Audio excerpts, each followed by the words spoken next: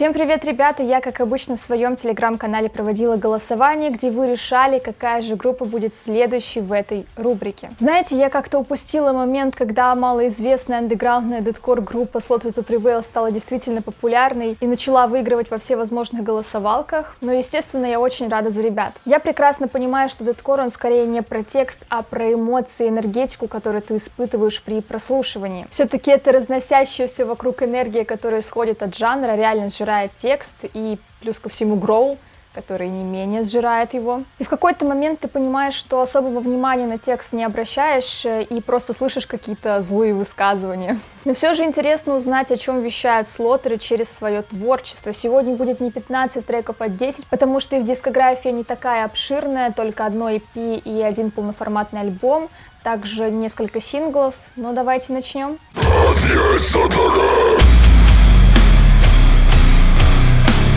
Начнем мы с песни, которая первая действительно прогремела у слотеров, набрала огромную популярность и до сих пор является одной из самых прослушиваемых. Текст песни начинается от лица человека, который действует исходя из эмоций, не включая голову.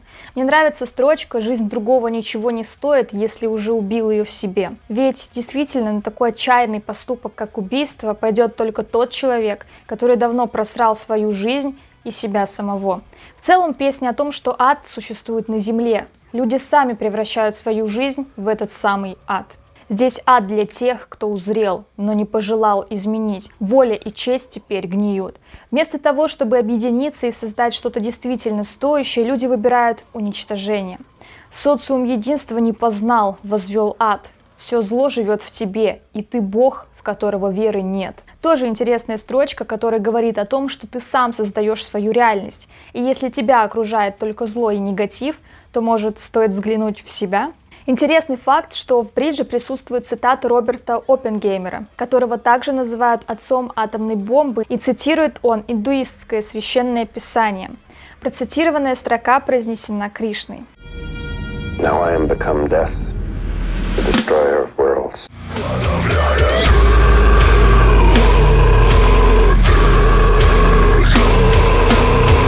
Еще одна песня про то, что человек говно.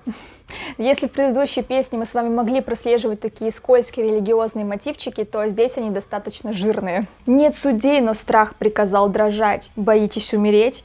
Эти строки как раз говорят о моральных принципах и устоях, которые некоторые зачастую нарушают или вообще не признают.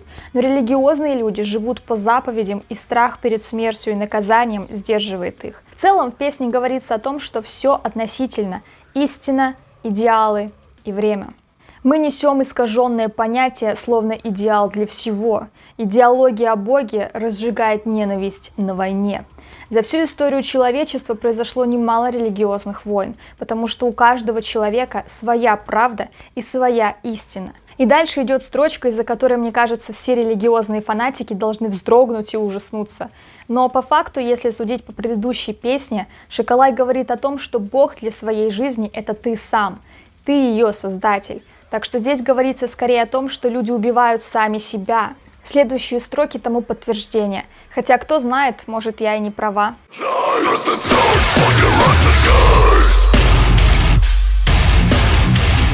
Трек о прекрасной реальности жизни в России. К сожалению, в нашей стране многие люди рождаются в условиях, где кажется, что на лучшую жизнь надежды нет. И многие до сих пор продолжают поддаваться стадному чувству и мыслить примитивно и стереотипно. Чтоб толпа стала людьми, что должно произойти? Наверняка лишь смерть. Множество добивается мнимого успеха и богатства только путем лжи и обмана. Почему тут место только тем, кто сможет обезглавить чуть ли не родную свою мать? В этой песне очень много примитивных рифм и строк, которые по факту особой смысловой нагрузки не несут, но добавляют агрессию в хорошем смысле этого слова.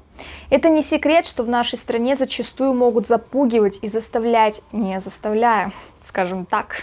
И лица прохожих всегда говорят правду без фейковых улыбок и прочего. Поэтому у всех каменные лица. Страх закаляет тебя каждый день. Здесь нет другого выбора, чтобы жить. Посмотрев в глаза людям на улице, увидел те же мысли, что были и в моих. Ну и под конец на английском поется Russian hate, лучше убивать, чем умереть. Но это уже больше такие строчки для добавления брутальности, хотя, казалось бы, куда еще?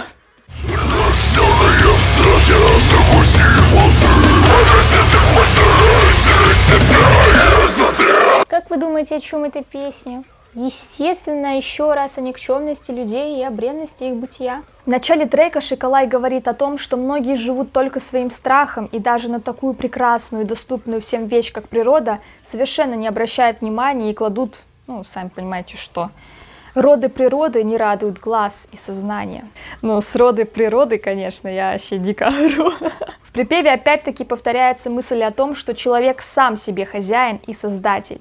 Эта жизнь, я ее взял сам, никакой бог мне ее не давал. Знаете, это одна из моих любимых песен, но здесь текст это просто брутальность, брутальная брутальностью бруталит. Просто набор фраз. Отрава порождает человечьи слабости. Количество ненависти на сантиметр плоти, реки злости переполняют емкости. Но это все типично и простительно для дэткора. Вот это двустишие мне нравится, потому что отражает нашу реальность. Всеобщий настрой пилит сердце тоской. Я живой, но похороны каждый день.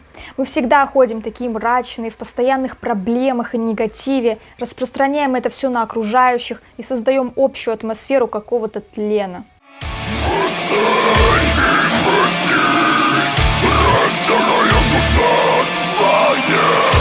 Угадайте, о чем эта песня?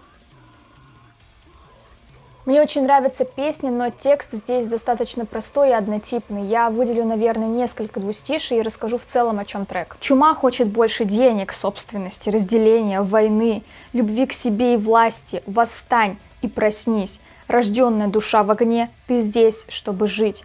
Скорее всего, здесь говорится о людях, которые добиваются власти, определенной вершины и хотят все больше и больше. Поэтому образуются войны, и люди должны подчиняться тем, кто творит беспредел наверху, проливая свою и чужую кровь, и быть всего лишь частью чьей-то борьбы и системы. Однако каждому необходимо проснуться и перестать, наконец, выживать, думая лишь о своих страхах, и научиться просто по-настоящему жить.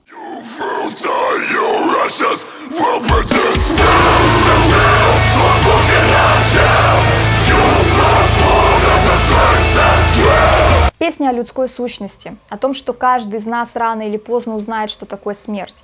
В каждом человеке есть как что-то светлое и доброе, так и негативное и разрушающее.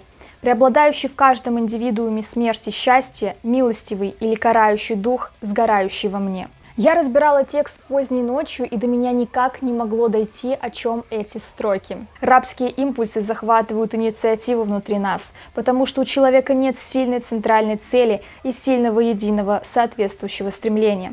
Но до меня снизошло прозрение, я преисполнилась и поняла, что тут смысл в том, что людям намного проще подчиняться и выполнять чьи-то указания, чем объединиться и воплощать свои стремления и цели, поддерживая друг друга. Намного проще распространять свою агрессию и вечное недовольство, чем пытаться что-то изменить. Ну и дальше опять брутально: разрушь свои страхи, мы рождены, чтобы умереть. Которые решили, что они боги-короли. А вот здесь Шикалай уже явно выражает свое мнение касаемо религии. Весь мир пал на самой первой же ступени, когда счел поставить Бога необходимостью. Он говорит о том, что человек сам по себе могучее создание с огромным потенциалом, но этот потенциал сжирается зависимостями и прочими разрушающими вещами. Поклоняясь теням истины, ты строишь свой храм боли, возведенный на дровах, мгновенно сгорит на твоих глазах. Еще одно двустишие, которое показывает нам мнение насчет религии. Ну и далее мы слышим, что люди эгоистичные, разрушительные, и всех нас настигнет кара, и мы все познаем, что такое смерть.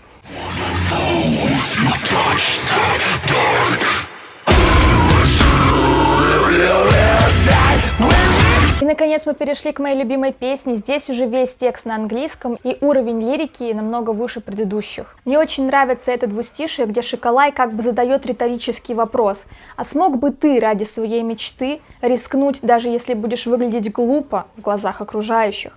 В первом куплете говорится о том, что каждый человек в жизни переживает какой-либо печальный опыт, и кто-то закрывается от мира из-за страха повторения подобного.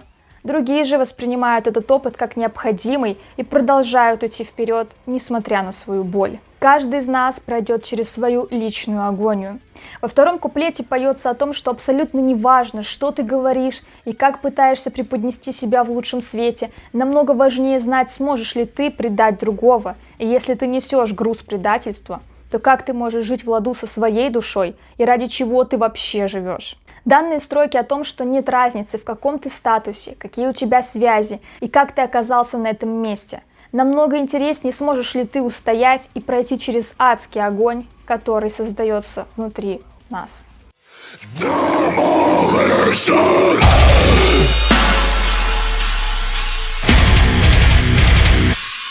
Теперь мы добрались до самой прослушиваемой песни в дискографии Слотеров «Разрушитель». Когда я переводила эту песню, то столкнулась с непониманием многих фраз в принципе. Они очень расплывчатые, метафоричные, просто бери и находи свой собственный смысл.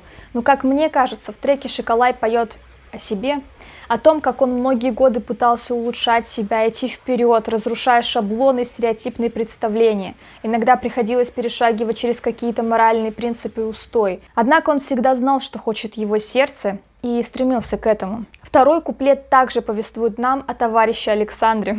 Но опять-таки это всего лишь мои догадки. Куплет как будто состоит из фраз, которые когда-то говорили ему люди. «Урод, подобие Бога. Похоже, он был болен. Похоже, его застрелили. Я просто хочу силы, как у тебя». В трехстишии в бридже Шоколай поет о том, что негатив, который выбрасывают на него многие люди из-за своих страхов, лишь разжигает огонь внутри. Смотрите, дальше идет всем известный брейкдаун, и там такие строки, как будто бы в них нет особого смысла, они просто созданы для брутальности, для какой-то злости, агрессии, чтобы это круто, звучало, но я, естественно, покопалась и нашла там смысл, даже если его там нет, а если он там есть, я еще и угадала, вообще прекрасно, смотрите. У каждого отнимут все, что он так любит. Фраза, которая говорит о том, что каждый человек так или иначе сталкивается в жизни с определенными потерями. Нет никаких разбитых судеб, с рождения в глазах горит огонь. Это двустишие о том, что люди рождаются с желанием жить и творить, и каждый сам в ответе за свою судьбу. Учитывая то, что Шоколай любит петь о том, что человек создает свою жизнь сам, это вполне логичное объяснение строки. Приходит смерть, она тебя разбудит. Но, естественно, любимые, все мы смертны.